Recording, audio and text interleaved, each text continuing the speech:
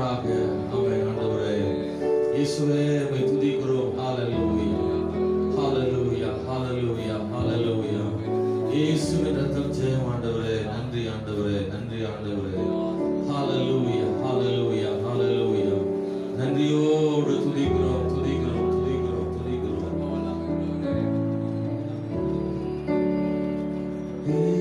இனிமையிலும் இயேசுவின் நாமம் திவ்ய மதுரமாமே.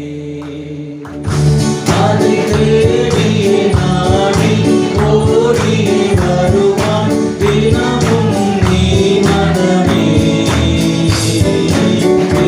இனிமையிலும் இயேசுவின் நாமம் திவ்ய மதுரமாமே. இனிமையிலும் இயேசுவின் நாமம் திவ்ய மதுரமாமே. அதை தேடியே நாடி ஓடியே வருவாய் தினமும் நீ மனமே.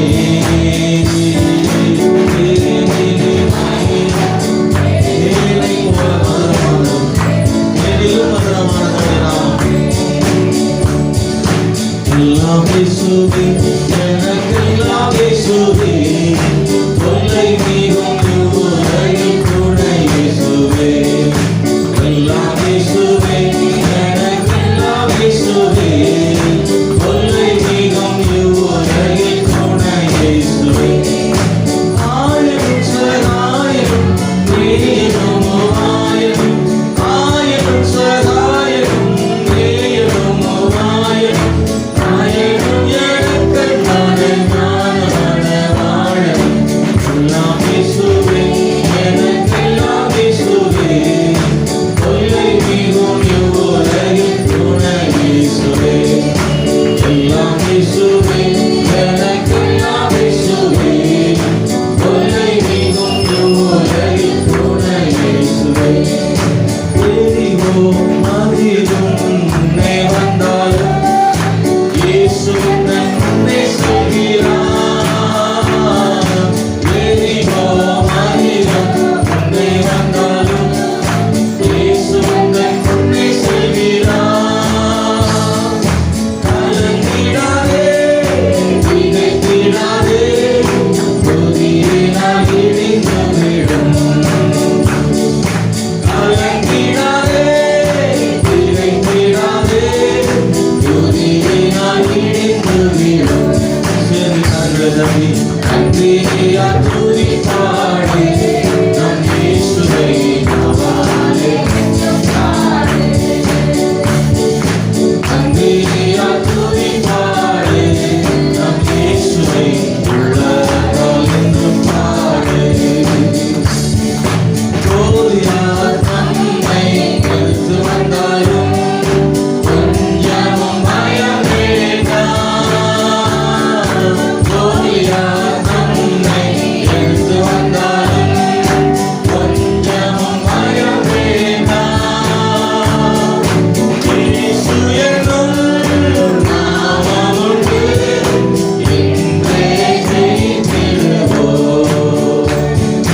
இயேசு என்னும் நாமம் உண்டு, இன்றே ஜெயித்திடுவோம்.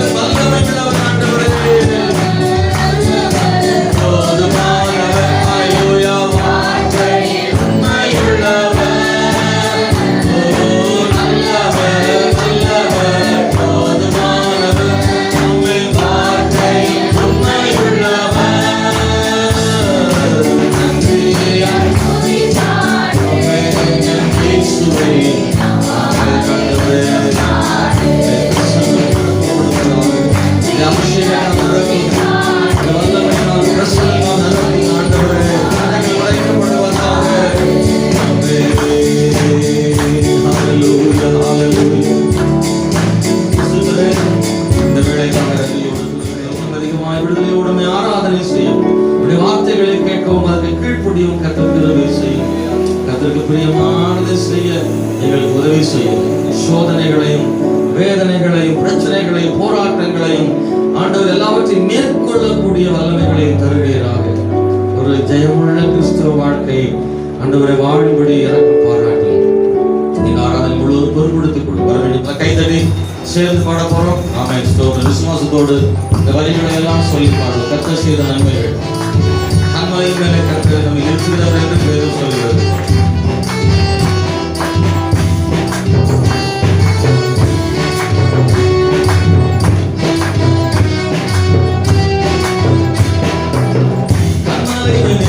என்னை அழைத்து பார்த்த தெய்வமே, காலமெல்லாம் கரம் பிடித்து வழி நடத்தும் தெய்வமே, கமலையை நிறுத்தி என்னை அழைத்து பார்த்த தெய்வமே, காலமெல்லாம் கரம் பிடித்து வழி நடத்தும் தெய்வமே, பனே தந்தையே நாளே நீதானையா, கரங்களை தட்டி தகப்பனே என் தந்தையே நீதானையா, வாழ வைத்தவர் நீதானையா, வாழ வைத்தவர் நீதானையா, என் கட்சிய கரையில் சேரும் வரைக்கும் கைவிடுவதில்லை, என் முடிவு வரைக்கும் வாழ வைக்கும் மனவாழவே, என் லட்சிய கரையில் சேரும் வரைக்கும் கைவிடுவதில்லை, என் முடிவு வரைக்கும் வாழ வைக்கும் மனவாழவே, நிறுத்தி என்னை அழகு மாற்ற தெய்வமே, காலமெல்லாம் கரம் பிடித்து வழி நடத்தும் தெய்வமே, கண்மலையை நிறுத்தி என்னை அழகு மாற்ற தெய்வமே, காலமெல்லாம் கரம் பிடித்து வழி நடத்தும் தெய்வமே, என் தகப்பனே என் தந்தையே என் வாழ்வே நீதானே, சொல்லுங்க சொல்லுங்க, என் தகப்பனே என் தந்தையே, என் தந்தையே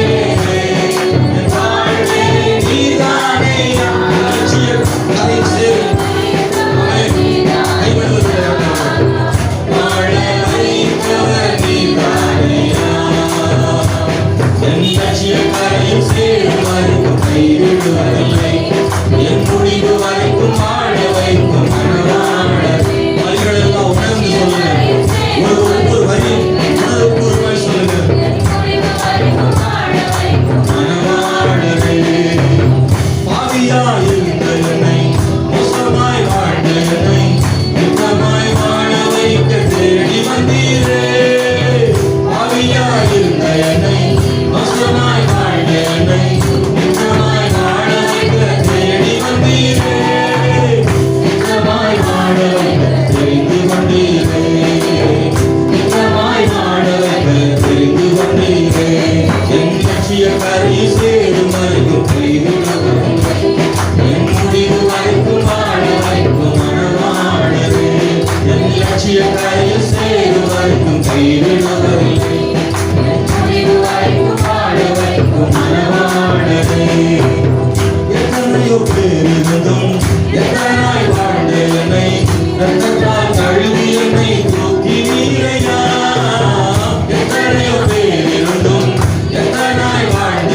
என்னை ரத்தத்தால் கழுவி என்னை தூக்கி நீரையா, ரத்தத்தால் மாற்றி நீரையா, ஓ ரத்தத்தால் மகனாக மாற்றி நீரையா, அந்த லட்சிய கடல் கைவிடுவதில்லை, என் முடிவு வரைக்கும் வாழ வைக்கும் மனவாழவே, என் லட்சிய கரையில் சேரும் வரைக்கும் கைவிடுவதில்லை, என் முடிவு வரைக்கும் வாழ வைக்கும் மனவாழவே, என் தகப்பனே என் தந்தையே என் வாழ்வே நீதானையா, எல்லாம் சொல்லுங்க, தகப்பனே கைதட்டி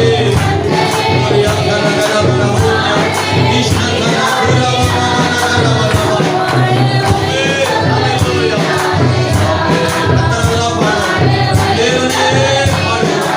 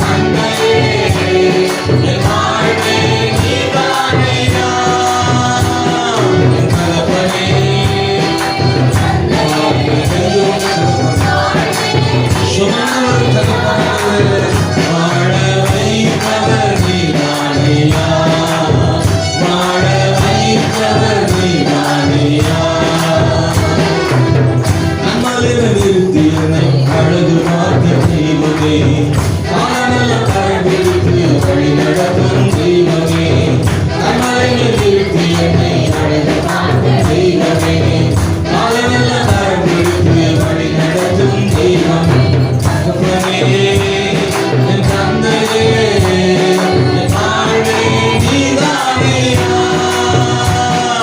தகப்பனே என் தந்தையே வாழ்வே நீதானேயா, வாழ வைப்பவர் நீதானேயா, வாழ வைப்பவர் நீதானேயா, என் லட்சிய கரையில் சேரும் வரைக்கும் கைவிடுவதில்லை, என் முடிவு வரைக்கும் மனமாடு, என் லட்சிய கரையில் சேரும் வரைக்கும் கைவிடுவதில்லை,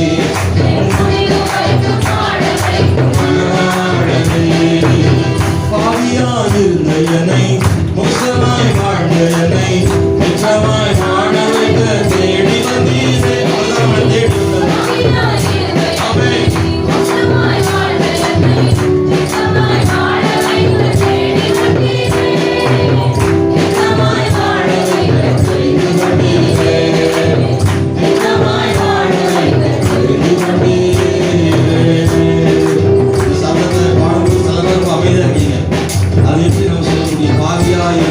மோசமாய் வாழ்ந்த என்னை. நம்ம இந்த வார்த்தை சொல்றது கஷ்டமா இருக்கா? நம்ம நாம் கஷ்டத்துக்கு முன்னாடி நாம் பரிசுத்தவான்களாம் கிடையாது. அல்லேலூயா. பாவியா இருந்த என்னை சொல்லுங்க, யோசிக்கிறீங்களா? நீங்க சொல்றத பரிசுத்தமா இருந்தீங்களா? அவர் நம்மளை தேடி வரவரைக்கும் அப்படி இல்லைங்க. பாவியா இருந்த என்ன, மோசமா வாழ்ந்த என்ன, அவன் அவரை தெரிந்து கொண்டார். நித்தியமாய் வாழ்றது, நித்தமும் அவரோடு வாழ்வதற்காக என்னை தேடி வந்தார் ஐயா. நான் அவரை தேடி வர்றதுக்கு முன்னாடி அவர் என்னை தேடி வந்தார்கள். அல்லேலூயா. நித்தியமாய் நித்தமாய் அவரோடு வாழ்வதற்கு என்னை தெரிந்து கொண்டார். என் தகப்பனே அவரை கெஞ்சி மன்றாடுறோம். அப்பான்னு கூப்பிடும் போது எட்டி உதைப்பாரா? அவர் அப்பான்னு கூப்பிடுங்க, தகப்பனேன்னு சொல்லுங்க.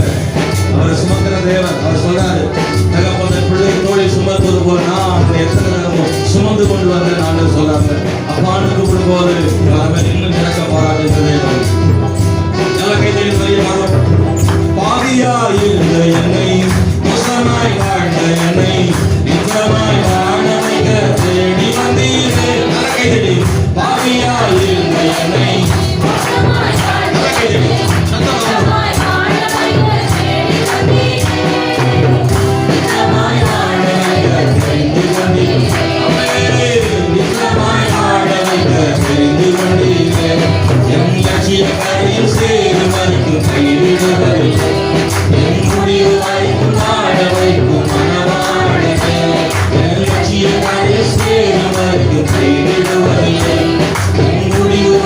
Bye.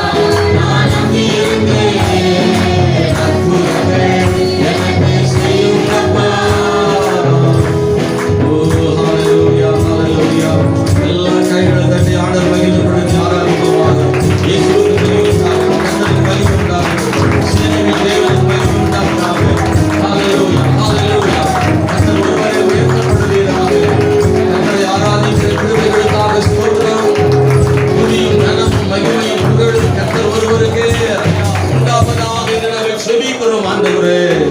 ஓ ஹalleluya, நன்றி ஆண்டவரே. உன்னதங்களில் வாசம் பண்ணுகிற எங்கள் தேவாதி தேவனும் ராஜாதி ராஜனுமாய் இருக்கிறவரே, உம்மை ஸ்தோத்திரிக்கிறோம் ஆண்டவரே. ஹalleluya, என் தேவனே நீ நல்லவர் நல்லவர் நல்லவரையா. ஹalleluya ஹalleluya, இயேசுவே நல்லவர் நல்லவர். சொல்லுங்க சொல்லுங்க, ஒரு கூட மௌனமா இல்லாம உள்ளத்தில் ஆழத்தில் கர்த்தருக்கு புதிகளை ஏறெடுங்க. அவரோடு பேசுங்க, ஒரு மனதோடு கூட உள்ளத்திலிருந்து பேசுங்க. ஆண்டவரை சொல்லுங்க, மகிமை ஆண்டவரை சொல்லுங்க. கர்த்தர் நல்லவர்னு வாழ்த்துங்க. அவர் உயர்த்தப்படுவாராக. உங்கள் முதலில் கனியினாலே ஸ்தோத்திர பலிகளினாலே தேவனை மகிமைப்படுத்துங்க. ஆண்டவரே ஸ்தோத்திரிக்கிறோம் ஆண்டவரே. ஹalleluya, நாங்கள் உம்மை ஆராதிக்கிறோம் ஆண்டவரே. எங்கள் ஜனங்கள் உம்மை ஆராதிக்கிறார்கள் ஆண்டவரே. எல்லாரும் ஒரு மனதோடு துதிக்கிறோம் ஆண்டவரே. ஹalleluya, முதலில் மத்திய வாசம் பண்ணுகிற தேவனே, வாசல்களே உங்கள் தலைகளை உயர்த்துங்கள், அநாதி கதவுகளை உயருங்கள். மகிமையின் ராஜா பிரவேசிப்பார். ஹalleluya ஹalleluya, ஆராதனைகளை உயர்த்தும் போது தேவன் மகிமைப்படுத்தும் போது மகிமையின் ராஜா நமக்குள்ளே பிரவேசிக்கிற தேவன். ஆண்டவரே கண்ணீர் துடைக்கிற ஆண்டவர், வேதனைகளை மாற்றுகிறவரே, அற்புதம் செய்கிறவரே, ஆண்டவரே ஒருபோதும் கைவிடாதவரே. ஹalleluya, எங்களுக்காக யாவை செய்து முடிக்கிற தேவன் ஆண்டவரே. இந்த தேவன் என்றென்றைக்கும் உள்ள சதா காலங்களிலும் நம்முடைய தேவன். அவர் மரண பரியந்தம் நடத்துவார் வசனம் சொல்லுகிறது அல்லவா. கட்டளைகளை நிறுத்துகிற ஆண்டவர். ஹalleluya, ஆண்டவரே எங்களுக்கு உதவி செய்வது லேசான காரியம் ஆண்டவரே. ஹalleluya ஹalleluya ஹalleluya, கர்த்தர் ஆண்டவரே மகத்துவமான காரியங்களை நடப்பிக்கிற தேவன் ஆண்டவரே. ஹalleluya, praise the Lord ஆண்டவரே. வல்லமை வல்லமை வல்லமை ஆண்டவரே, நீங்க பெரியவராய் இருக்கிறபடியால் உமக்கு ஸ்தோத்திரம். அந்த அன்பு எவ்வளவு பெரியது, இயேசுவின் சிநேகம் எவ்வளவு பெரியது. அவர் மகிமையின் அன்பு நிறைந்தவர். அவருடைய அன்பை சிலுவையில் நமக்கு வெளிப்படுத்தினாரே. அவர் மிகவும் அன்புள்ளவர் தான். அவருடைய அன்பை நாம் கண்டுகொள்ளக்கூடிய இடத்தில் நாம் இல்லை. அவருடைய சிலுவையை பார்த்தாகிலும் நாம் அவருடைய அன்பை புரிந்து கொள்ளும்படியாக தேவன் சிலுவையில் தன் ஜீவனை ஆண்டவர் கொடுத்தார். ஹalleluya ஹalleluya ஹalleluya, ஆண்டவராகிய இயேசு கிறிஸ்து அவருடைய இரத்தத்தை சிந்துவதற்கு எத்தனை வழிகள் உண்டு. நம்முடைய பாவங்களை மன்னிப்பதற்காக அவர் இரத்தம் சிந்தது உண்மைதான். ஆனாலும் அவருடைய அகோரமான அந்த சிலுவை மரணம், வாரினால் அழிக்கப்பட்டு தன் அன்பை வெளிப்படுத்தினாரே. ஸ்தோத்திரம். அப்படியாயிலும் கல் இருதயங்கள் கரையுமே என்பதற்காக சிலுவை காட்சிகள், அவருடைய பாடு மரணங்கள் அனைவருடைய கல்லான இருதயங்களை உடைக்குமே. ஆண்டவர் அந்த சிலுவை பாடுகளை ஏற்றுக்கொண்டாரே. வாரினால் முதுகெல்லாம் அடிக்கப்பட்டு இரத்தமெல்லாம் அடிந்து ஓடினது. விழாவில் ஈட்டியால் குத்தப்பட்டு அவர் இரத்தமெல்லாம் சிந்தப்பட்டது. கைகளிலும் கால்களிலும் ஆணி அடிக்கப்பட்டு அதன் மூலமாக இரத்தம் சிந்தினார். சிரசிலே முள்மூடி சூட்டப்பட்டவராக அந்த முட்களெல்லாம் தலையிலே பாய்ந்து எல்லா இரத்தத்தையும் வெளியே கொண்டு வந்தது. சிறிய காயங்களுக்கு கூட நாம் வலி தாங்க மாட்டோமே. இயேசு நமது வலிகளை எல்லாம் அவர் சுமந்தார். இயேசு நம்முடைய பாரங்களை அவர் சுமந்தார். இயேசு நம்முடைய பாவங்களை அவர் சுமந்தார். பாவம் இல்லாதவர் நம்முடைய பாவங்களை சுமந்ததனாலே சிலுவையில் மரித்தார். அந்த அன்பை நாம் கொண்டாட வேண்டாமா? கிறிஸ்துவின் அந்த சிநேகத்தை நாம் மகிமைப்படுத்த வேண்டாமா? அந்த அன்பை நாம் உணராமல் இருப்பது எப்படி? கிறிஸ்துவின் அன்பை நான் எப்படி துதிக்காமல் இருக்க முடியும்? நான் உணர்கிறேன் இயேசுவின் அன்பை. இயேசுவின் அன்பை நான் உணர்கிறேன். இயேசுவின் அன்பை நான் உணர்கிறேன். பாவியாகி எனக்காக இயேசுவின் அன்பை வெளிப்படுத்தினாரே. நல்லவர்களுக்காக ஒருவேளை சிலர் மரிக்கலாம், ஆனால் ஆண்டவர் பாவிகளுக்காக மரித்தார் என்று வேதம் சொல்கிறது. ஹalleluya, நாம் பிறக்கும் முன்னே நமக்காக நேசித்து சிலுவையில் மரித்தார். ஓ எஸ் லார்ட், ஆண்டவரே உம்மை துதிக்கிறோம். தேவனே, பரிசுத்த ஆவியானவருக்கு மகிமையும் கனமும் துதியும் உண்டாவதாக என்று ஜெபிக்கிறோம். ஆண்டவரே, இந்த சாயங்கால வேளையில நாங்கள் எல்லாருமே ஆராதிக்கிறோம். முடிந்தால் எழுதி நிற்க முடிந்தவங்க மாத்திரம், நிற்க முடியல உட்காந்துக்கலாம். எழுதி நிற்க முடிந்தால் மாத்திரம் எழுதி நின்று கைகளை உயர்த்தி ஆண்டவரே ஒரு பாடல் மூலமாக கர்த்தரை மகிமைப்படுத்துவோம். அநாதி ஸ்நேகமே, அழைத்த ஸ்நேகமே, கரபிடித்த ஸ்நேகமே, கைவிடா ஸ்நேகமே, அநாதி ஸ்நேகமே, அழைத்த ஸ்நேகமே,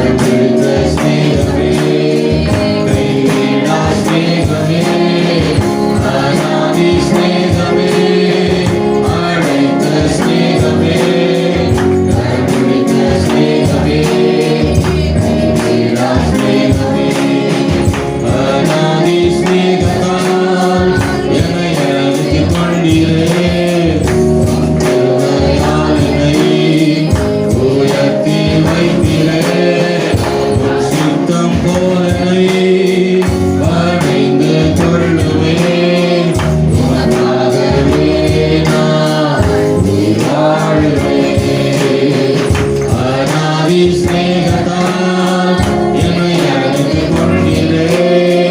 உம் கிருபையால் என்னை உயர்த்தி வைத்தீரே. உம் சித்தம் போல் என்னை பணிந்து கொள்ளுமே.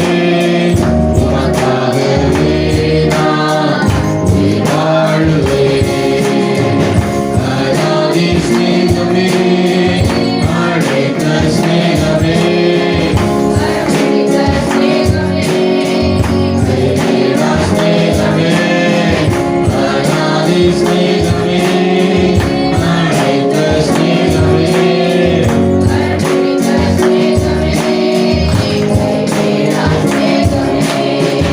அநாதி சிநேகமே, அழைத்த சிநேகமே. Jesus. ஆமென். சொல்லுங்க. அநாதி நீங்கள் கரம் பிடித்த சிநேகம், கைவிடாத சிநேகம்.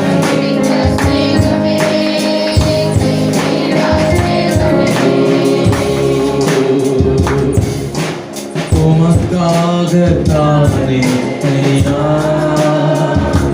நான் உயிர் வாழ்கிறேன் ஐயா. உமக்காகத்தானே ஐயா நான் உயிர் வாழ்கிறேன் ஐயா. எல்லாரும் பாடுவோமா சேர்ந்து? இந்த உடலும் உள்ளமெல்லாம் அன்பு உமக்காகத்தானே ஐயா. இந்த உடலும் உள்ளமெல்லாம் அன்பு உமக்காகத்தானே ஐயா. எத்தனை இடர்கள் வந்தாலும் எதுவும் என்னை அசைப்பதில்லை. எத்தனை பாடுகள் வந்தாலும், எத்தனை உத்தரவுகள் வந்தாலும், எத்தனை இளைஞர்கள் வந்தாலும், ஆண்டவரே உம்மை விட்டு நான் விலகுவதில்லை.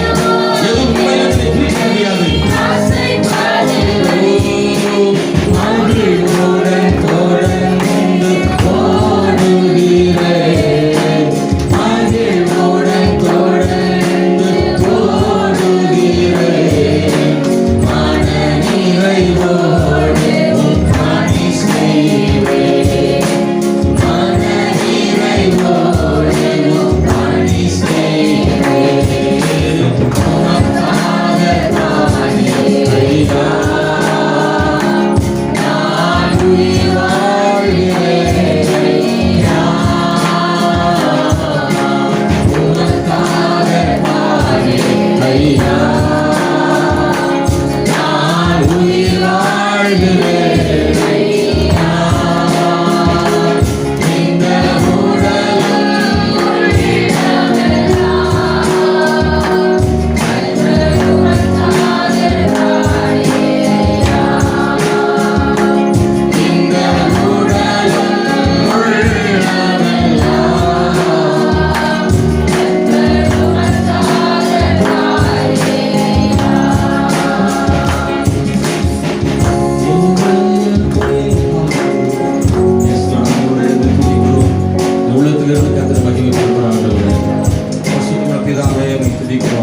கிருபை நிறைந்தவரே, நன்றியோடு நாங்கள் ஆராதிக்கிறோம் தகப்பனே.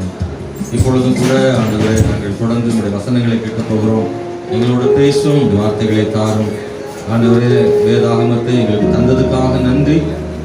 அநேக தீர்க்கதரிசிகள் மூலமாக, கர்த்தருடைய பரிசுத்தவான்கள் மூலமாக எங்களுக்காக எழுதி கொடுத்த உயிருள்ள வார்த்தைகளுக்காக ஸ்தோத்திரம்.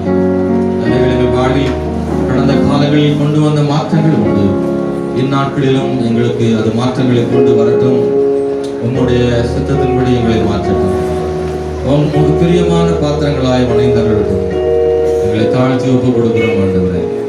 காயங்கள் ஆற்றுகிற உடைய வார்த்தைகள், கண்ணீர் துடைக்கிற உடைய வார்த்தைகள் ஆண்டவரை, கட்டி எழுப்புகிற வார்த்தைகள், நொறுங்கி போன உள்ளங்களை சீரமைக்கிற வார்த்தைகளுக்காக எல்லாரோடும் இடையோடும் பேசும் வழி நடக்கும். இயேசுவின் நாமத்தில் ஜெபிக்கிறோம் நல்ல பிதாவே, ஆமென். ஆண்டவராய் இயேசு கிறிஸ்து ஆண்டவருடைய வல்லமையினாலே அநேக ஜனங்களை ஆண்டவர் தொட்டு வந்தாலும் ஏராளமான மக்கள் இயேசுவை பின்பற்றி வந்தாலும் இயேசுவை மேசியாவாக, தேவகுமாரனாக, ஆண்டவராக அங்கீகரிக்காத மக்கள் ஏராளம் இருந்தார்கள். ஒரு பெரும் கூட்டம் இயேசுவை குறை சொல்லவும், அவர்களை ஆண்டவரை கேலி செய்யவும், குற்றம் கண்டுபிடிக்கவும், அவர் மேசியா இல்லை என்று மக்களுக்கு பொய் சொல்லவும் ஒரு கூட்டம் எப்போதும் இருந்து கொண்டே இருந்தது. அந்த வரிசையில் பரிசேயர், வேதபாரகர், பிரதான ஆசாரியர், மூப்பர்கள், இப்படி ஒரு பெரும் கூட்டம் இயேசு கிறிஸ்துவை சந்தேகப்பட்டு கொண்டிருந்தது. இன்னும் ஆழமாய் பார்த்தால் இயேசுவோடு கூட இருந்தவர்களும் கூட சில நேரங்களில் அவரை மேசியாதானா, நீர்தானா, அல்லது வேறு ஒருவர் வர காத்திருக்க வேண்டுமா என்று அவரை சந்தேகத்தின் பார்வையில் கேட்ட பலர் இருந்தார்கள். ஆனால் அவர்கள் மத்தியிலும் இயேசு கிறிஸ்து தான் மேசியா என்பதையும், ரட்சகர் என்பதையும், தேவகுமாரன் என்பதையும் அவர் நிரூபித்தார். ஸ்தோத்திரம். தன்னுடைய சத்துருக்களுக்கு முன்பாக சில நேரங்களில் தான் யார் என்பதை வெளிப்படையாக சொல்ல மறைத்தாலும் தம்முடைய பிள்ளைகளுடைய சந்தேகங்களுக்கான பதிலை இயேசு அவ்வப்போது சொல்லிக் கொண்டுதான் வந்தார். இந்த மத்தேயு சுவிசேஷம் 21ஆம் அதிகாரத்தில் இயேசுவை பார்த்து கேட்ட ஒரு சந்தேக கேள்வியை நாம் அங்க வாசிக்க முடியும். 21ஆம் அதிகாரம் மத்தேயு சுவிசேஷத்தில் 23ஆம் வசனத்தை வாசிக்கிற போது, அவர் தேவாலயத்தில் வந்து உபதேசம் பண்ணுகையில் பிரதான ஆசாரியரும் ஜனத்தின் மூப்பரும் அவரிடத்தில் வந்து, நீர் எந்த அதிகாரத்தினால் இவைகளை செய்கிறீர்? இந்த அதிகாரத்தை உமக்கு கொடுத்தவர் யார் என்று கேட்டார்கள். இயேசு பிரதியுத்தரமாக, நானும் உங்களிடத்தில் ஒரு காரியத்தை கேட்கிறேன், அதை எனக்கு சொல்வீர்களானால் நானும் இன்ன அதிகாரத்தினால் இவைகளை செய்கிறேன் என்று உங்களுக்கு சொல்லுகிறேன். யோவான் கொடுத்த ஸ்நானம் தேவனால் உண்டாயிற்றோ மனுஷரால் உண்டாயிற்றோ யாரால் உண்டாயிற்று என்று கேட்டார். அதற்கு அவர்கள் தேவனால் உண்டாயிற்று என்று சொல்வோமானால் பின்ன ஏன் அவரை விசுவாசிக்கவில்லை என்று நம்மை கேட்பார். மனுஷரால் உண்டாயிற்று என்று சொல்வோமானால் ஜனங்களுக்கு பயப்படுகிறோம், எல்லாரும் யோவானை தீர்க்கதரிசி என்று எண்ணுகிறார்களே என்று தங்களுக்குள்ளே ஆலோசனை பண்ணி இயேசுவுக்கு பிரதியுத்தரமாக, எங்களுக்கு தெரியாது என்றார்கள். அப்பொழுது அவர், நானும் இன்ன அதிகாரத்தினால் இவைகளை செய்கிறேன் என்று உங்களுக்கு சொல்லேன் என்றார். ஆயினும் உங்களுக்கு எப்படி தோன்றுகிறது? ஒரு மனுஷனுக்கு 2 குமாரர்கள் இருந்தார்கள். மூத்தவனிடத்தில் வந்து, மகனே, நீ போய் இன்றைக்கு என் திராட்சை தோட்டத்தில் வேலை செய் என்றார். அதற்கு அவன் மாட்டேன் என்றான். ஆகிலும் பின்பு அவன் மனஸ்தாபப்பட்டு போனான். இளையவனிடத்தில் அவன் வந்து அப்படியே சொன்னான். அதற்கு அவன், போகிறேன் ஐயா என்று சொல்லியும் போகவில்லை. இவ்விருவரில் எவன் தகப்பனுடைய சித்தத்தினுடைய செய்தவன் என்று கேட்டார். அதற்கு அவர்கள், மூத்தவன் தான் என்றார்கள். அப்பொழுது இயேசு அவளை நோக்கி, ஆயக்காரர் வேசிகளும் உங்களுக்கு முன்னே தேவனுடைய ராஜ்யத்தில் பிரவேசிக்கிறார்கள் என்று மெய்யாகவே உங்களுக்கு சொல்கிறேன். ஏனென்றால் யோவான் நீதிமார்க்கமாய் உங்களிடத்தில் வந்திருந்தும் நீங்கள் அவரை விசுவாசிக்கவில்லை. ஆயக்காரரும் வேசிகளுமோ அவரை விசுவாசித்தார்கள். அதை நீங்கள் கண்டும் அவனை விசுவாசிக்கும்படியாக பின்பாகில் மனஸ்தாபப்படவில்லை என்று ஆண்டவர் இன்னும் சில உதாரணங்களை எல்லாம் ஆண்டவர் சொன்னார். நாம் இங்கே வாசிக்கிற போது இயேசு கிறிஸ்து அங்கே சொல்லி மிக முக்கியமான விஷயம் என்னவென்றால், ஆமென், அவர்களுக்கு கேட்ட கேள்விகளுக்கு இயேசு வேறொரு கேள்வியை கேட்டு அவர்களை மடக்கினார் என்பதை நாம் அங்கே காண முடிகிறது. நீர் எந்த அதிகாரத்தில் அதை செய்கிறீர்? இதுதான் கேள்வி. அப்படியே என்ன அர்த்தம்? உமக்கு அதிகாரம் இல்லை, நீர் அதிகாரமுடையவரா இல்ல அதிகாரமற்றவரா? யார் உமக்கு இந்த அதிகாரத்தை கொடுத்து? இந்த கேள்வி கேட்க காரணம் என்ன? இயேசு கிறிஸ்து தேவாலயத்தில் அவர் செய்த காரியங்களை எல்லாம் பார்த்து கொண்டே இருந்தார்கள். இயேசுவின் ஊழியம், அவருடைய அற்புதங்கள், ஜனங்களிடத்தில் அவர் காட்டும் பரிவு, அவருடைய ஆழமான பிரசங்கம், இவைகள் எல்லாவற்றையும் கவனித்துக் கொண்டே வந்த யூத மத தலைவர்கள் இயேசுவை எப்படி ஆகிலும் குற்றம் கண்டுபிடிக்க வேண்டும் என்று அவரிடத்தில் கேட்டார்கள். உமக்கு இந்த அதிகாரத்தை கொடுத்தது யார்? தேவாலயத்தில் அதற்கு முன்பதாக அதே அதிகாரத்தில் தான் முன்பகுதியில் வாசிக்கிறோம். அவர் தேவாலயத்தை சுத்திகரிக்கிறார். இது என்னுடைய இது தேவனுடைய வீடு, ஜெப வீடு, இதை கள்ளக்குகை ஆக்கினீர்களே என்று ஆண்டவர் கேட்கிறார். அங்கிருந்து தான் கட்டப்பட்டிருந்த ஆடு மாடுகள், அங்கிருந்த அசுத்தங்கள் எல்லாவற்றையும் நீக்கினார். அங்கிருந்த கடைகளை அகற்றினார். தேவாலயம் என்பது வியாபார ஸ்தலமாக மாறி போயிருந்தது. அதெல்லாம் இயேசு கிறிஸ்து நீக்கி சுத்தம் பண்ணினார் என்பதை வாசிக்கிறோம். இதுவரைக்கும் அவர்கள் செய்யாத இயேசு செய்கிறார். எத்தனையோ முறை பிரதான ஆசாரியர், வேத பாரகரும் அதையெல்லாம் அங்கீகரித்த போது இயேசு அதை அங்கீகரிக்கவில்லை. அந்த ஆலயம் அசுத்தமாக இருப்பது இயேசு தங்களுக்கு மட்டும் தெரிந்தது, மற்ற யாருக்கும் அது அசுத்தமாக தெரியவில்லை. ஏனென்றால் அவர்களுக்கு வியாபாரம் தான் முக்கியமாக இருந்தது ஒழிய ஜெபமும் ஆலயமும் முக்கியமாக தெரியவில்லை. ஆனால் இயேசுக்கோ வியாபாரம் அல்ல, ஜெபமும் தேவனுடைய வார்த்தைகளும் அவருடைய பிரசன்னமும் பரிசுத்தமும் தேவாலயத்தில் இருக்க வேண்டும் என்று இயேசு விரும்பினார். அது அவர்களை கோபமடைய செய்தது. அதனால தான் அவங்க கேள்வி கேட்கிறாங்க, உனக்கு இந்த அதிகாரத்தை கொடுத்தது யார்? தேவாலயத்தை சுத்திகரிக்க அதிகாரம் கொடுத்தது யார்? அல்லது நீ தேவகுமாரன் என்று சொல்ல அதிகாரம் கொடுத்தது யார்? இது தேவனுடைய வீடு என்று சொல்வதற்கு அதிகாரம் கொடுத்தது யார்? அதிகாரமாய் பிரசங்கம் பண்ணி நிறைந்த அதிகாரத்தை கொடுத்தது யார் என்று கேட்க, நீ அதிகாரம் உடையவரா? எந்த அதிகாரத்திலிருந்து செய்கிறீர் என்று கேட்டார்கள். ஆண்டவர் இயேசு கிறிஸ்து அந்த இடத்தில் அவர் கேட்ட கேள்வியை வேறு விதமாக சமாளித்தார். எதற்காக அவர்கள் கேட்ட கேள்விக்கு இயேசு பதில் சொல்லவில்லை? அப்படி என்றால் அவர்கள் கேட்கும் கேள்வி என்பது தெரிந்து கொள்வதற்காக கேட்கும் கேள்வி அல்ல, அவர்கள் தந்திரமான கேள்விகளை கேட்டார்கள். ஸ்தோத்திரம். உண்மையாகவே தெரிந்து கொள்ள வேண்டும் என்று கேட்ட கேள்விகளுக்கெல்லாம் ஆண்டவர் நின்று நிதானமாக பதில் சொன்னார்ல. சமாரியா ஸ்திரீ எவ்வளவு நேரம் பேசினார், பொறுமையோடு இயேசு பேசினார் இல்லையா? அப்படி இந்த வேத பாரகர் பரிசேயர்ட்ட ஆண்டவர் ஒரு செகண்ட்ல பதில் சொல்லிட்டு கடந்து போனது போல அவள்கிட்ட கடந்து போகல. அவள் ஜீவ தண்ணீரை பற்றி ஆண்டவர்கிட்ட ஒவ்வொரு கேள்வியா கேட்கிறார். ஒவ்வொரு கேள்விக்கும் இயேசு நுணுக்கமாய் நிதானமாய் பதில் சொல்லுகிறார். சமாரிய ஸ்திரீ ஆண்டவர் கடிந்து கொள்ளவே இல்லை. சொல்லப்போனால் சமாரிய ஸ்திரீயையும் வேத பாரகரை ஒப்பிடும் போது வேத பாரகர் இவளை விட பரிசுத்தவான்களாக நினைக்கிறாங்க, இவளை பாவியாக நினைக்கிறார்கள். ஆனால் இயேசு கிறிஸ்து தன்னை பரிசுத்தவானாக எண்ணிக்கொண்டு பெருமை பாராட்டுகளிடத்தில் ஒருவரையில் முடித்துக் கொள்கிறார். நான் பாவி என்று உணர்கிறவர்களிடத்தில் பல மணி நேரம் பேசி அந்த உணர்வுடையவர்களிடத்தில் ஆண்டவர் தெளிவான பதிலை கொடுக்கிறார். ஆமென். அவள் சமாரிய ஸ்திரீ இயேசு கிறிஸ்துவை தீர்க்கதரிசியாகவும் மேசியாகவும் ஆண்டவராக காணும் வரைக்கும் அவளோடு நேரம் செலவு செய்து பேசினார் என்றால், அன்பானவர்களே, உண்மையாகவே பதில் தெரியாமல் விழித்துக் கொண்டிருக்கிற தெரிந்து கொள்ள விரும்புகிறவர்களுக்கு தேவன் பதிலளிக்க விரும்புகிறார். அல்லேலூயா. அதே நேரத்தில் தந்திரமாக குற்றம் சாட்ட என்ன பதில் இயேசு சொன்னாலும் ஏற்றுக்கொள்ற இடத்துல அவங்க இல்லை. அதான் முக்கியம். இயேசு கிறிஸ்து என்ன பதில் சொல்லியிருந்தாலும், இயேசு இன்னும் அதிகாரத்தில் தான் நான் இதை செய்கிறேன் இயேசு சொல்லியிருந்தாலும் அவர் என்ன செய்ய போறதில்ல, அதை ஏற்றுக்கொள்ளவோ விசுவாசிக்கவோ போறதில்ல. அப்படி விசுவாசிக்கிறதா இருந்தால் அதனாலதான் ஆண்டு கேட்கிற, யோவான் கொடுத்த ஸ்நானம் தேவனால் கொடுக்கப்பட்டதா மனுஷரால் கொடுக்கப்பட்டதா? பாருங்கள், அங்கே அவர்கள் யோவானுடைய பிரசங்கத்தை ஏற்றுக்கொள்ளவில்லை, யோவானுடைய ஞானஸ்தானத்தை அவர்கள் ஏற்றுக்கொள்ளவில்லை. அப்படியான இயேசு கிறிஸ்துவுடைய செய்தியையும் அதிகாரத்தையும் அவர்கள் ஒருவரும் ஏற்றுக்கொள்ள மாட்டார்கள். ஆக பிடிவாதமான அவர்களுக்கு இயேசு பதில் சொல்ல வேண்டியதில்லை என்று அவர் நிறுத்திக் கொண்டார். அல்லேலூயா. அன்பான கர்த்தருடைய பிள்ளைகளே, அதிகாரம் இயேசுவுக்கு உண்டா என்ற கேள்வியில் அவர் அவளுக்கு பதில் சொல்லல. ஆனால் தன்னுடைய ஊழியத்தின் மூலமாக அவருடைய அதிகாரத்தை அவர் வெளிப்படுத்தினார். இயேசு அதிகாரம் உள்ளவர் தான் என்பதை ஜனங்கள் கண்டார்கள். அல்லேலூயா. நீங்க வேதத்தில் படித்து பார்த்து சொல்லப்படுகிறது, அவர் அதிகாரம் உடையவராய் பிரசங்கித்ததை ஜனங்கள் என்ன செய்தார்கள்? கண்டார்கள் என்று சொல்லப்படுகிறது. அவருடைய ஊழியத்தில் தன் அதிகாரத்தை பயன்படுத்தினார். ஸ்தோத்திரம். லாசருவை வெளியே வா என்று தன் அதிகாரத்தை பயன்படுத்தினார். அந்த அதிகாரம் உள்ள வார்த்தைக்கு லாசரு உயிரோடு எழுந்து வந்தான். லேகியோன் பிசாசு பிடித்த மனிதனிடத்தில் ஆண்டவர் இவனை விட்டு புறப்பட்டு போய் என்று சொன்ன போது பிசாசு அவனை விட்டு புறப்பட்டு போனது. அங்கே இயேசுவின் அதிகாரம் வெளிப்பட்டது. இயேசு நான் என்ன அதிகாரத்தில் செய்கிறேன் என்று சொல்லாவிட்டாலும், எனக்கு என்ன அதிகாரம் இருக்கு என்பதை அவர்களுக்கு வெளிப்படுத்தாவிட்டாலும், தன் கிரியைகள் மூலமாக தேவன் அதிகாரம் உள்ளவர் என்பதை வெளிப்படுத்தினார். நம்ம ஆண்டவர் அதிகாரம் உள்ளவர். ஆமென். நமக்கு அதிகாரம் இருக்கா? உங்களுக்கு அதிகாரம் இருக்கா? ஆமா இல்லையா? சாவி உங்க கையில் தான், வீட்டு சாவி. ஆமா, அந்த சாவி தான் என்னது? ஸ்தோத்திரம். நிறைய வீடுகள்ல பெண்கிட்ட தான் சாவியே இருக்கு. இந்த வீடு சொல்லி வச்சிருக்கோம். சாமானியமாலாம் சாவி கிடைக்காது. ஸ்தோத்திரம். அதிகாரம் இருக்கு. சகோதரி மாற்ற அதிகாரம் இருக்கு, சகோதரர்கிட்ட அதிகாரம் இருக்கு.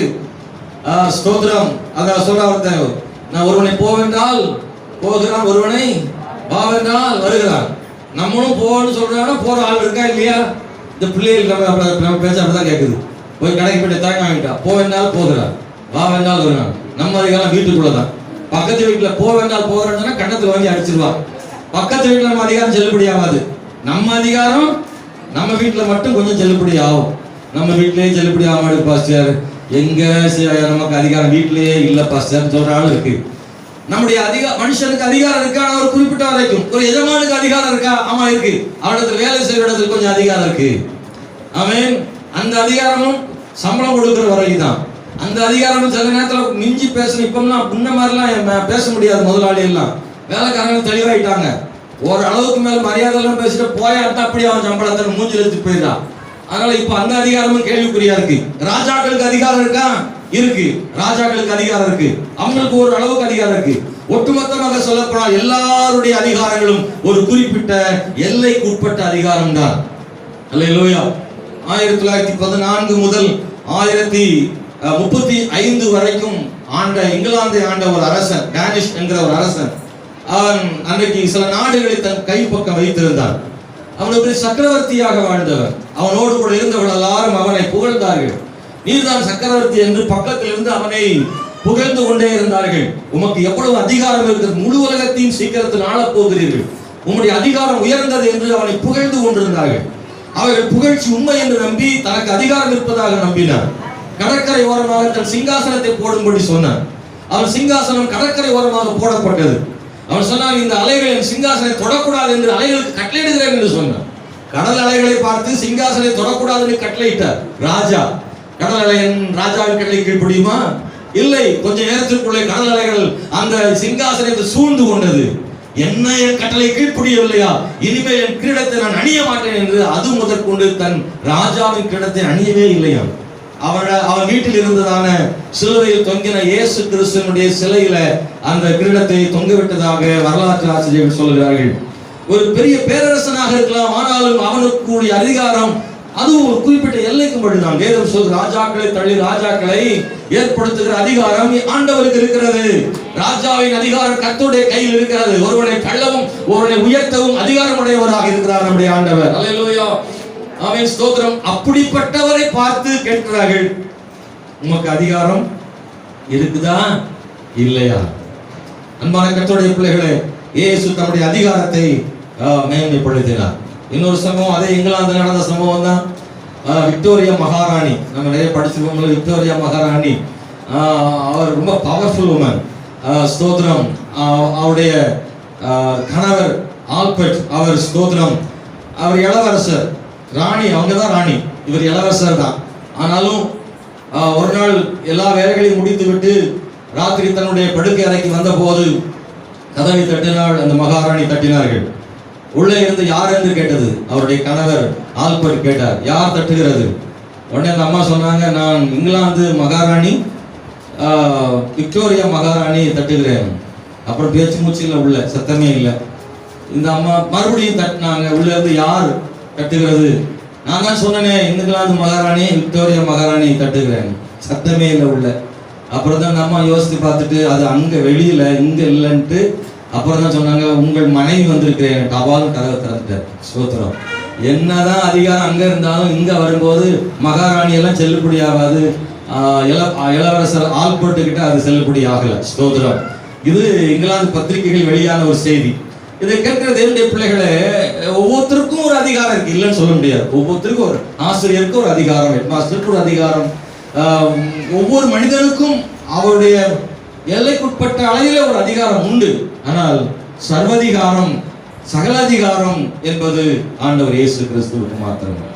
இயேசு கிறிஸ்து சொல்லும்போது இப்படி சொல்கிறார், வானத்திலும் பூமியிலும் சகல அதிகாரம் எனக்கு கொடுக்கப்பட்டிருக்கிறது.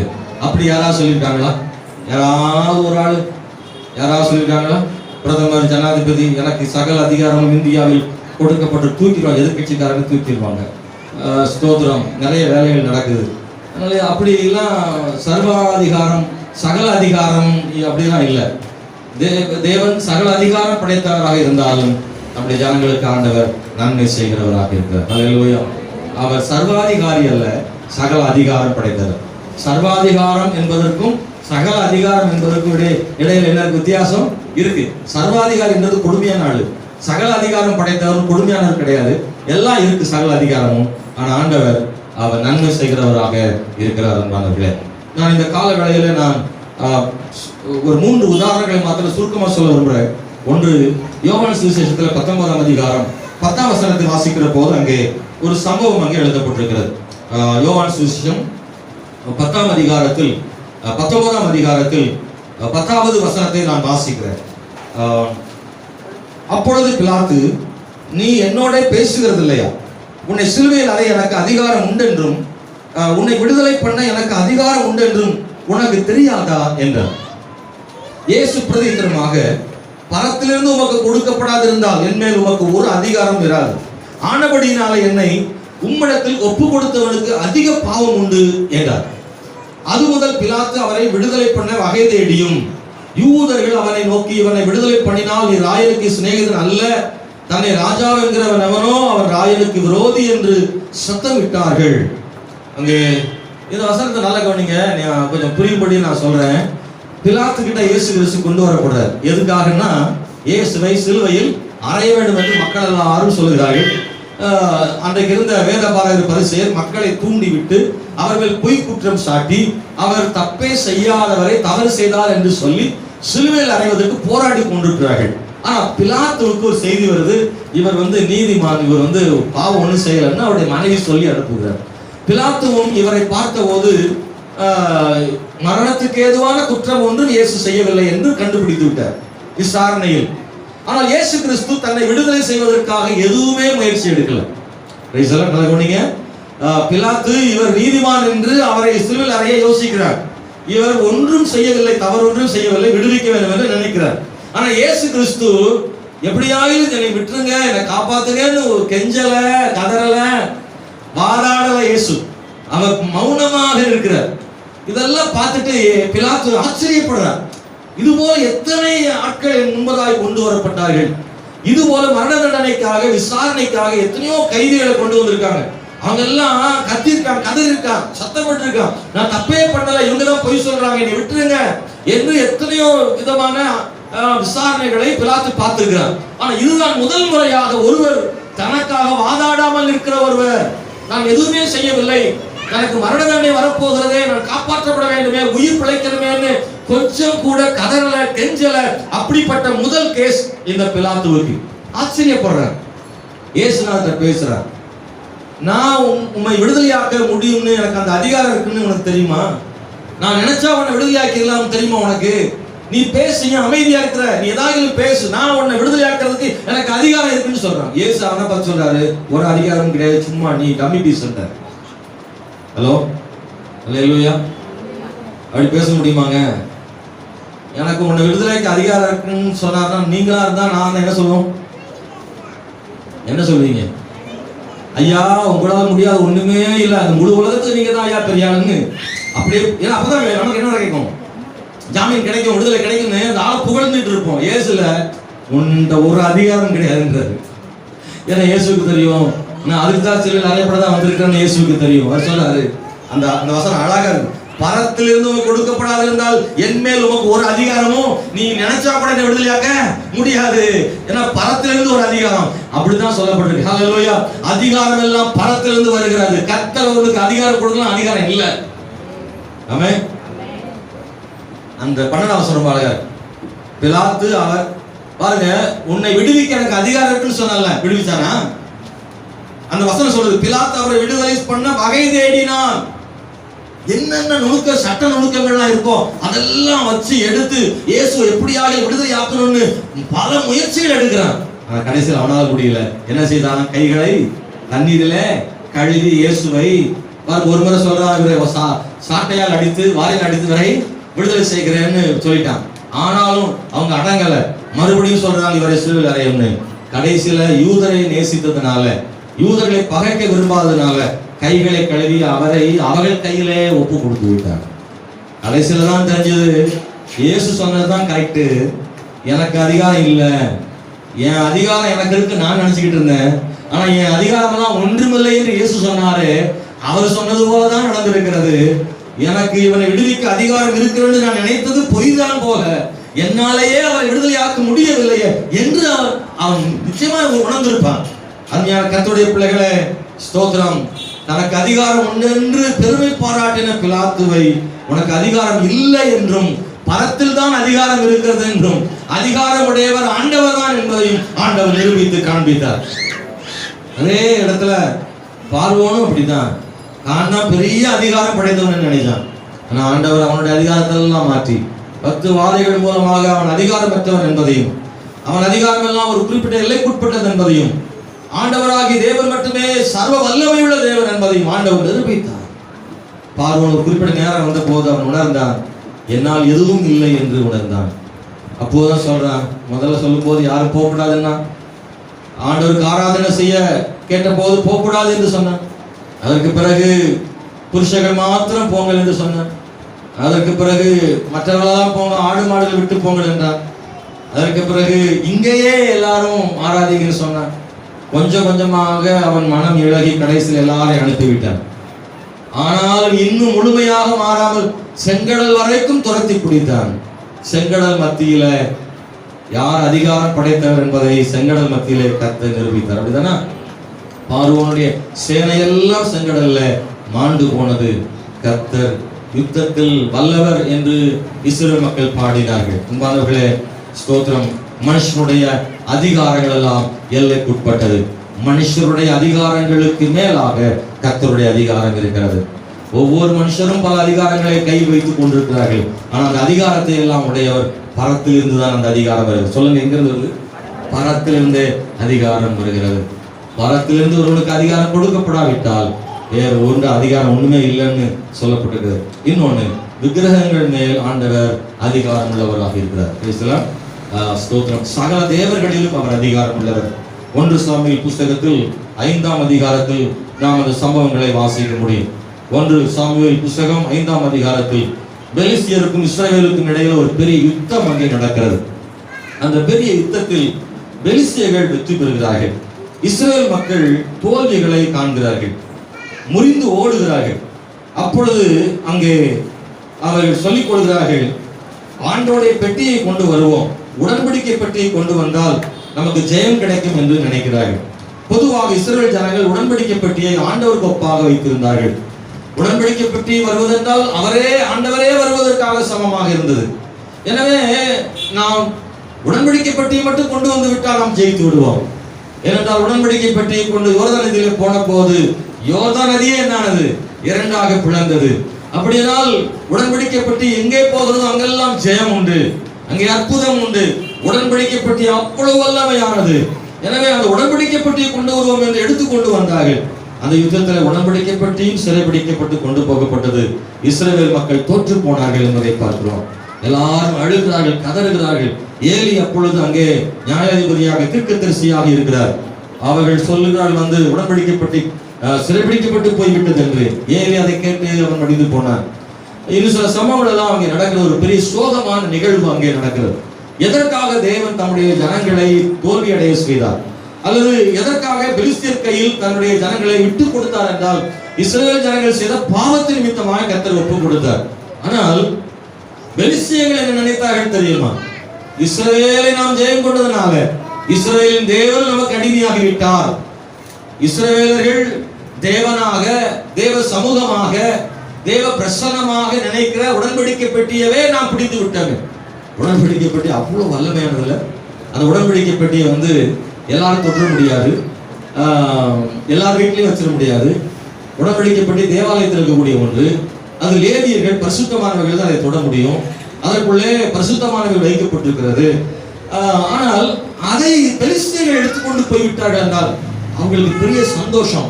இஸ்ரவேலின் தேவனையே நாம் ஜெயித்து விட்டோம் என்று அவர்களுடைய குலதெய்வத்திற்கு கொண்டு போய் தாகோன் என்கிற அந்த சிலை முன்பதாக அவர்கள் வைத்து விட்டார்கள். ஆடி பாடி கொண்டாடி வீட்டுக்கு போன பிறகு காலையில கதவை திறந்து பார்த்தா உடன்படிக்கை பெட்டி இருக்கு. அதுக்கு முன்னாடி தாகோன் தாழ விழுந்து பணிஞ்சு கிடக்கு உடன்படிக்கை பெட்டிக்கு முன்னாடி. இதை பார்த்த உடனே பெலிஸ்தியர்கள் அரண்டு போனார்கள்.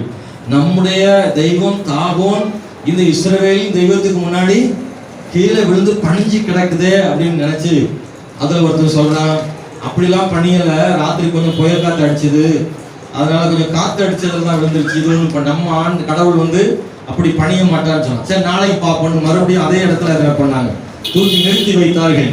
மறுநாள் காலையில் பார்த்தால் காற்று அடிச்சான்னு சொன்னேன் அப்படின்ட்டு ஆண்டவர் பார்த்தார். கீழே தள்ளி கீழே விழுந்து கைகள்லாம் உடைக்கப்பட்டு அது வாசல் படி கிடையாது. இது உண்மையாவே காத்து அடிச்சு வராது இல்ல, காற்று சாய்த்து விடலாம், கைகள் தனித்தனியா கிடக்குள்ள. அன்று முதற்கொண்டு பெலிஸ்தியருடைய தேசத்தில் மிகப்பெரிய வாதைகள் உண்டானது. முழு தேசத்திலும் மூல வியாதியினால் கர்த்தர் பாதித்தார்கள் எழுதப்பட்டிருக்கிறது. பெலிஸ்தர்கள் ஆடி போனார்கள். இஸ்ரவேலின் தேவனை ஜெயித்தோம் என்று நினைத்தவர்கள் அவர்கள் அங்கே வாதைகளால் கஷ்டப்பட்டு, அப்பதான் அவங்களுக்குள்ள சொல்றாங்க, இந்த உடன்படிக்கை பற்றி வந்ததுல இருந்தே நமக்கு கஷ்டகாலம் ஆரம்பிச்சிருச்சு. இது எப்படியாயிலும் அவங்க கொண்டு போய் சேர்க்க வேண்டும் என்று உடன்படிக்கை பெட்டி, நான் சுருக்கமா சொல்றேன், அதை கொண்டு வந்து இஸ்ரவேல் தேசத்திற்கு அவர்கள் சேர்த்தார்கள். அன்பான கர்த்தருடைய பிள்ளைகளை, தம்முடைய ஜனத்தை கர்த்தர் சிட்சிக்கிறார், அவருடைய பாவத்துக்காக தண்டிக்கிறார். ஆனால் அதே நேரத்தில் தேவன் தோற்று போனவராக ஒருபோதும் ஆண்டவர், இஸ்ரவேல் ஜனங்கள் தோற்று போனது உண்டு, இஸ்ரவேலின் தேவன் என்றைக்கும் தோற்றதே கிடையாது. கையை தட்டி கர்த்தரை துதிக்கிறீங்களா? அல்லேலூயா, ஆமென், ஸ்தோத்திரம். நம்ம வாழ்க்கையில சில புத்தகங்கள் பாடல்கள் வரலாம், ஆனால் நம்முடைய தேவன் ஒருபோதும் தோற்று போனவர் அல்ல. நம்முடைய தேவனுக்கு தோல்வி என்பது இல்லை, அதை மாற்றக்கூடாது. நம்முடைய தேவன் எங்கேயும் தோற்றதே கிடையாது. நான் ஏற்கனவே ஒரு நாள் பிரசங்கம் பண்ணும்போது சொன்னேன், ஸ்தோத்திரம், பிசாசு இயேசுவை கற்களை அப்பங்களாக்கவும், மலையிலிருந்து கீழே குதிக்கவும், உப்பரிகையிலிருந்து குதிக்கவும், இப்படி எல்லாம் இயேசு கிறிஸ்துவை சோதனை செய்த போது பிசாசு சொன்னபடி அவர் செய்யாமல் போனது இயேசு தோற்றது போல தெரிந்தது. ஆனா இயேசு ஒருபோதும் தோற்றதில்லைன்னு சொல்றேன். அவர் பிசாசின் வார்த்தைகள் கீழ்ப்படியாமல் இருந்ததே பிசாசை ஜெயித்ததுக்கு அடையாளமா இருக்கு. பிசாசு தான் ஜெயித்ததாக நினைச்சான், ஆனா உண்மையில் ஜெயித்தது இயேசுதான். அல்லேலூயா. அதுபோலதான் நம்முடைய வாழ்விலே சில தோல்விகள் நமக்கு தோல்விகளா தெரியலாம், ஆனா அது வெற்றியானது என்பது சில காலங்களுக்கு பிறகுதான் தெரியும். அல்லேலூயா. அன்றைக்கு பிசாசு தான் ஜெயித்ததாக நினைத்தான், ஆனால் சிலுவையில் இயேசு தொங்கும் போது சாத்தானின் தலையை சிலுவையில் இயேசு நசுக்கினார் என்று சொல்லப்பட்டிருக்கிறது. அன்பானவர்களே, ஆகவே விக்கிரகங்களின் மேல் தேவன் அதிகாரம் உடையவராக இருக்கிறார். தாகோனின் மேல் இயேசு அதிகாரம் உள்ளவராக இருக்கிறார். கர்த்தர் அதிகாரம் உள்ளவராக இருக்கிறார். தாகோனுக்கு ஒரு அதிகாரம் இருந்தது, உண்மைதான். தாகோன் பெலிஸ்தியர் மத்தியிலே ஒரு அதிகாரம் உள்ளதாய் காணப்பட்டது. பெலிஸ்தர்கள் நினைத்தார்கள், நாம் ஆராதிக்கிற தாகோன் தான் அதிகாரம் உள்ளது என்று நினைத்துக் கொண்டிருந்தார்கள். ஆனா அதுவும் கூட கர்த்தருக்கு முன்னாடி தாழ விழுந்து பணியும் என்பதை ஆண்டவர் காண்பிக்கும்படியாக அப்படி செய்தார். அல்லேலூயா. உடன்படிக்கை பற்றிய பெலிஸ்தர் கொண்டு போகலன்னா இஸ்ரவேலின் தேவன் பெரியவர் என்றது பெலிஸ்தருக்கு தெரியாம போயிருக்கும். ஆனா தேவன் அதை வெளிப்படுத்துறதுக்காக கூட தீமைய நன்மையா கர்த்தர் என்ன செய்தார், மாற்றினார். அல்லேலூயா. இன்னொரு சம்பவத்தை நான் சொல்ல விரும்புகிறேன். பெல்ஷாத்சர் என்று சொல்லக்கூடிய ஒரு ராஜா தானியேல் புத்தகத்தில் எழுதப்பட்டது. நேபுகாத் நேச்சார் வழியில் வந்தவர். அங்கே ஒரு நாள் அவன் பெரிய ராஜா, அவனுக்கு ஏராளமான மனைவிகளும் மறுமனையாட்டிகளும் இருக்கிறார்கள், மந்திரிகள், வேலைக்காரங்க எல்லாம் இருக்காங்க. ஒரு நாள் ராத்திரி அவன் மதுபானம் குடிக்கிறான். தன்னுடைய எல்லாரோடு சேர்ந்து ஒரு பெரிய விருந்து நடக்கு அரண்மனையில. அந்த பெல்ஷாத்சர் என்று சொல்ற ராஜா மதுபானம் குடித்து கொண்டிருக்கிறார், பயங்கரமான போதையில் இருக்கிறார். அப்ப அவனுக்கு ஒரு எண்ணம் தோணுது, நாம ஏன் ஏற்கனவே அவன் நேபுகாத் நேச்சார் இஸ்ரவேலில் இருந்து சிறைபிடித்து கொண்டு வந்த அந்த தேவாலயத்து பாத்திரங்கள் எங்கே இருந்தது, அது ஒரு ஸ்டோர் ரூம்ல வச்சிருக்கான். இவனுடைய ஆசையை பாருங்க, தேவனுடைய ஆலயத்தின் பாத்திரங்கள் மிகவும் பரிசுத்தமானது. ஆண்டவருடைய ஆலயத்தின் பாத்திரங்களை எல்லாரும் தொடக்கூட முடியாது, பரிசுத்த பாத்திரங்கள்னே சொல்லப்படுது. அது தேவனுக்கென்று தனியாக பிரித்தெடுக்கப்பட்ட பாத்திரங்கள். ஆண்டவருக்கு மேஜையில் அப்பம் வைப்பதற்காக, தூபம் காட்டுவதற்காக, அங்கே பலி செலுத்தக்கூடிய பொருட்கள், இப்படி தேவனுக்காக பயன்படுத்தக்கூடிய பாத்திரங்கள், பரிசுத்தமான பாத்திரங்களை நேபுகாத்நேச்சார் சிறைபிடித்துக் கொண்டு வைத்திருந்தார். அங்கே அந்த பரிசுத்தமான பாத்திரத்தில் மதுபானம் ஊற்றி குடிக்கணுமா? இவருக்கு சும்மா தமிழில் குடிச்சாலும் போதை யாராதுக்குள்ள, அவருக்கு தேவனுடைய பாத்திரத்துல தான் குடிச்சா போதை ஏறுமா? என்ன திமிரு பாருது. நம்ம பாசையில் சொல்ல போனா அப்படித்தானே சொல்லுவோம்ல, ரொம்ப திமிரு தானே. ஆண்டவருடைய பாத்திரத்துல இவர் மதுபானம் குடிக்கணுமா, அதில் ஊற்றி கொடுக்கணுமா? போற தலைக்காரனா என்ன நடக்குன்னே தெரிய மாட்டாங்க. அல்லேலூயா. அப்படி ஆட்களுக்கு தேவன் எப்படி பதில் சொல்றாருன்னு பாருங்க. ஸ்தோத்திரம். கொஞ்சம் ராஜாவானதுனால எல்லா அதிகாரமும் இருக்கிறது போல நினைச்சிட்டான். ஆண்டவர் கூட மட்டும் யாரும் விளையாடவே கூடாது, அவர் விளையாட்ட காமிச்சிருவார். அவருக்கு முன்னாடி நம்மளால ஒன்றும் செய்ய முடியாதுல்ல. அல்லேலூயா, ஆமென் சொல்லுங்க. நீங்க அதிகாரத்தை காமிப்பிய போல தெரியுது, எங்களுக்கு முடியாது. நம்மளால அவர்கிட்ட கோவப்பட்டு நம்ம சாதிச்சிட முடியுமா? அவரை எதிர்த்து நின்று ஜெயிக்க முடியுமா? சர்வவல்லமை தேவன் இல்லையா? இந்த பெல்ஷாத்சார் ஆண்டவரோட எதிர்த்து நிற்கிறான். அவருடைய பாத்திரங்கள்ல மதுபானம் குடிக்க விரும்புகிறான். மதுபானமே ரொம்ப தவறான ஒன்று. அதை தேவனுடைய பரிசுத்த பாத்திரத்தில் குடிக்க விரும்புகிறான். அதை கொண்டு வந்தார்கள், தேவனுடைய பாத்திரத்தில் ஊற்றி குடிக்கிறான். சரியான போத. அவனுக்கு எதிரே இந்த சுவர்ல இந்த கை மணிக்கட்டு மட்டும் வந்து எழுதிக்கிட்டு இருக்கு. ராத்திரியில முழு உருவம் வந்தால் நம்ம தாங்க மாட்டோம். கை மட்டும் தனியா வந்து என்ன ஆகுது கதை? வெறும் கை மட்டும் சுவர்ல எழுதிட்டு இருக்கு. இந்த பெல்ஷாத்சார் பார்க்கிறான், என்ன கை மட்டும் எழுதுது? போதையினால் அப்படி தெரியுதோ? இல்ல, உனக்கு தெரியுதாடா? எல்லாருக்குமே தெரியுது. இந்த கை எழுத்துற எழுத்து ஏதோ ஒண்ணு எழுதுறது. ஸ்தோத்திரம். தேவனுடைய கரம் அங்கே அவனுக்காக எழுதுனது. அவன் அதை வாசிக்கிறான், வாசிக்க தெரியல. அதற்கு பிறகு அவனுக்கு ராஜாதி சொல்லி அனுப்புகிறார். நல்ல கவனிங்க, பெல்ஷாத்சார் நேபுகாத்நேச்சருடைய வம்சத்தில் வந்தவன். அவனுக்கு விளங்கல. அவனுடைய குடிப்பழக்கம் அவனுடைய மூளையை கெடுத்துருச்சு. ராஜாதி சொல்லி அனுப்புறா, தெரியுமா? நீர் செய்தது தவறு. அவன் இதை வாசிப்பதற்காக ஒரு பக்தி உள்ள ஒரு மனுஷன் தானியேல்னு ஒருத்தர் இருக்கிறான். நேபுகாத்நேச்சர் காலத்திலேயே அவன் தேவ வல்லமை படைத்தவனாக, விசேஷமான ஒரு ஆவி உடையவனாக அவன் இருக்கிறார். அவன் இதை விளக்கி சொல்வான் என்று சொல்லுகிறார். அங்கிருந்த ஜோசியக்காரங்க, மந்திரவாதிகள், கல்தையர்கள், அதை கற்றவர்கள் எல்லாரும் படித்தும் அதை படிக்க முடியல. அது அந்த லாங்குவேஜ் அவங்களுக்கு புரியல, எழுத்து புரியல. தானியேலை கொண்டு வந்து வாசித்த போது தானியேல் அந்த வார்த்தைகளை விளக்கி சொன்னார். மெனே மெனே தெக்கேல் உப்பாசியம் என்று எழுதப்பட்டிருக்கிறது. அந்த வார்த்தைகளை வாசித்து தானியேல் சொல்லுகிறார், நீ தராசில் வைக்கப்பட்டு நிறுக்கப்பட்டு குறைவுள்ளவராய் காணப்பட்டீர் என்று சொல்லுகிறார். உம்முடைய ராஜ்யம் இப்போது நீர் தேவனுடைய பாத்திரங்களில் நீர் மதுபானம் குடித்ததினால், தேவனோடு எதிர்த்து நின்றதினால், தேவனுக்கு விரோதமான பாவம் செய்தபடினால் உம்முடைய ராஜ்யம் உம்முடைய கையிலிருந்து பிடுங்கப்படும். தேவனுடைய பாத்திரத்திலேயே மதுபானம் குடிக்கக்கூடிய அதிகாரம் எனக்கு இருக்குன்னு எப்ப நினைச்சியோ அப்பவே ஆண்டவர் அதிகாரத்தை என்ன பண்ணிட்டாரு? உன் கையிலிருந்து எடுத்து விட்டார். மேதியருக்கும் பெர்சியருக்கும் உன் பாபிலோன் சாம்ராஜ்யம் பிரித்து கொடுக்கப்படுகிறது. அல்லேலூயா. அப்போதே அவனை கர்த்தர் தூக்கிட்டார். ஏதோ சொல்ல ராஜாக்களை தள்ளி ராஜாக்களை ஏற்படுத்தினார். அல்லேலூயா. சில நேரத்துல சில ராஜாக்களை கர்த்தர் வச்சிருக்கிறாரு, ஏற்ற வேலைகளை தூக்குவார். ஆமென். ஆண்டவர் சில நேரத்தில் நம்மளை சரி பண்றதுக்கும் சில நேரத்தில் என்ன செய்யறாருல்ல. அப்போ தேவ ஜனங்கள் சரியாக வேண்டியதற்காக சில ஆட்களை ஆண்டவர் என்ன செய்யறாரு? மேல வைப்பார். ஸ்தோத்திரம். அவருக்கு எப்ப சித்தமோ அப்போ அவர் காரியங்களை என்ன செய்வார்னா நடப்பிப்பார். பெல்ஷாத்சார் தேவனுக்கு விரோதமாக அதிகாரத்தை வெளிப்படுத்தின போது தேவன் அன்றைய ராத்திரியில் அவன் அதிகாரத்தை புடுங்கி மேதியருக்கும் பெர்சியருக்கும் கொடுத்து விட்டார் என்பதை தானியேல் புஸ்தகத்தில் 5ஆம் அதிகாரம் 1 முதல் நீங்கள் படித்து பார்த்தால், வீட்டிலே சென்று படித்து பார்க்க தெளிவாக அங்கே எழுதப்பட்டிருக்கிறது. அன்பானவர்களே, ஸ்தோத்திரம். அவன் பெருமை அகற்றப்பட்டது. அவனுடைய அகந்தை, அவனுடைய ஆணவம் எல்லாம் அங்கே நொறுக்கப்பட்டு போனது. பிள்ளைகளை, கர்த்தருக்கு முன்பாக ஆணவமாய் இருக்கிற எவரும் கர்த்தரிடத்தில் ஜெயம் பெற்றதில்லை.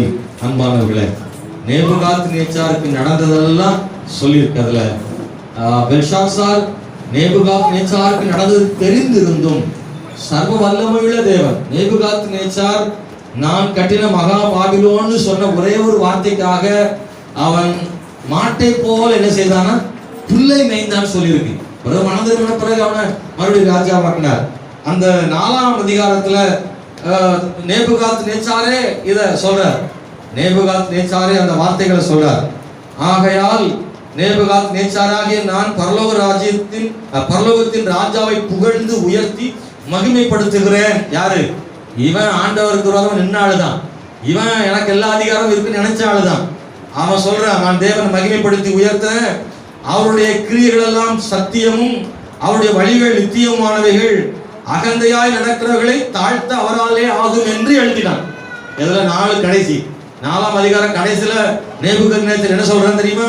அகந்தையாய் நடக்கிறவர்களை தாழ்த்த அவராலே ஆகும் என்று எழுதினான். இதெல்லாம் தெரிஞ்சுக்கிட்டு தான் இந்த பாத்திரத்துல மதுபானம் குடிக்காங்க. யாரு? பெல்ஷாத்சார். நல்ல மனிதன். சில நேரங்கள்ல தெரிஞ்சும் செய்யற விஷயத்திற்கு அதிகமான அடி என்ன செய்யுது? கிடையாது.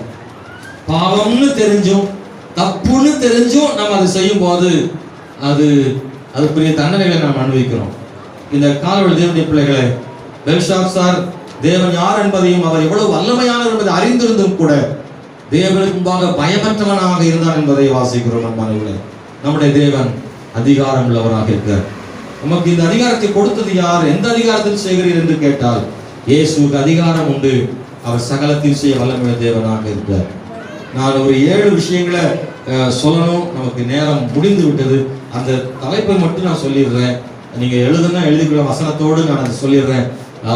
பேசுவதற்கு நேரம் நமக்கு இல்லை. 1, பாவங்களை மன்னிப்பதற்கு இயேசுவுக்கு அதிகாரம் உண்டு. மத்தேயு சுவிசேஷம் 9:6 சொல்லியிருக்கு, இயேசுவுக்கு பாவங்களை மன்னிக்க அதிகாரம் உண்டு. 2, நியாயத்தீர்ப்பு செய்வதற்கு அதிகாரம் இருக்கு. அவர் தான் நியாயத்தீர்ப்பே செய்ய போறார். யோவான் சுவிசேஷம் 5ஆம் அதிகாரம் 27-22 வசனங்கள் இருக்கு. இயேசு கிறிஸ்து நியாயத்தீர்க்க போகிறார் என்பதை வாசிக்கிறோம். 3, அற்புதங்களையும் அடையாளங்களையும் செய்ய அவருக்கு அதிகாரம் உண்டு.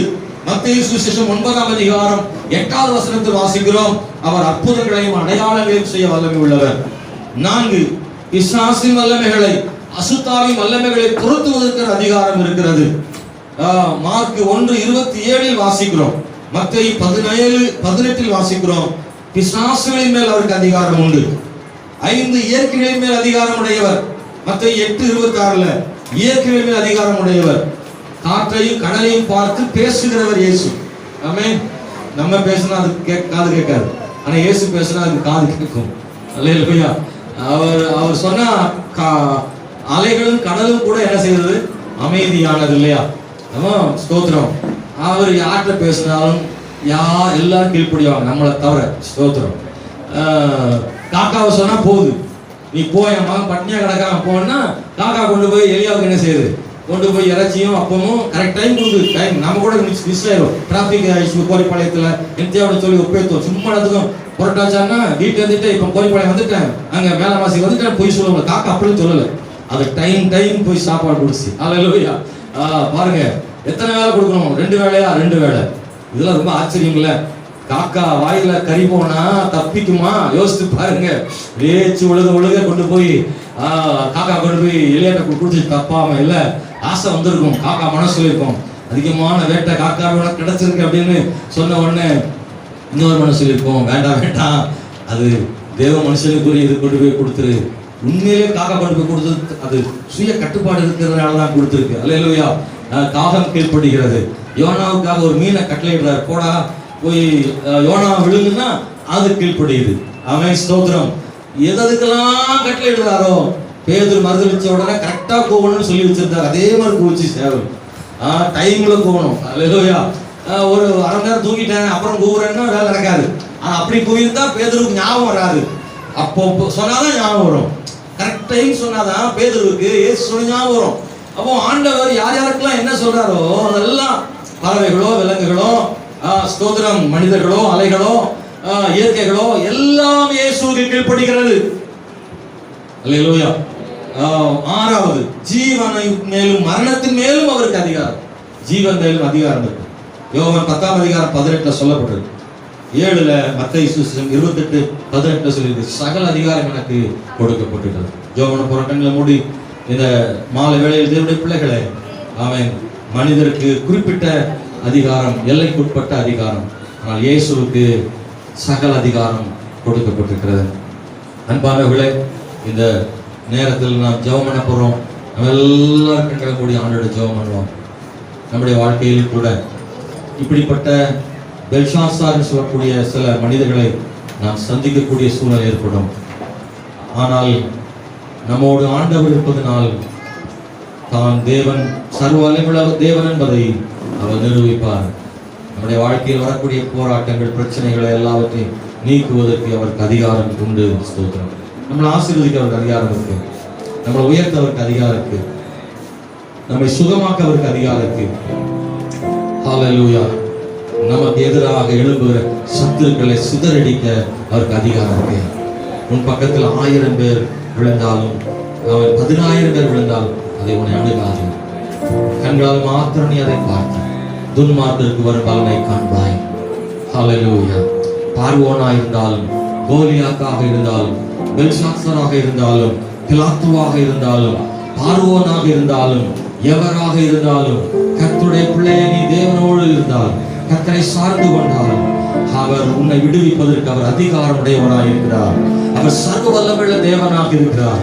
கர்த்தர் நாம் ஆராதிக்கிற நம்முடைய தேவன் சர்வ வல்லமை உள்ள ஆண்டவராக இருக்கிறார்.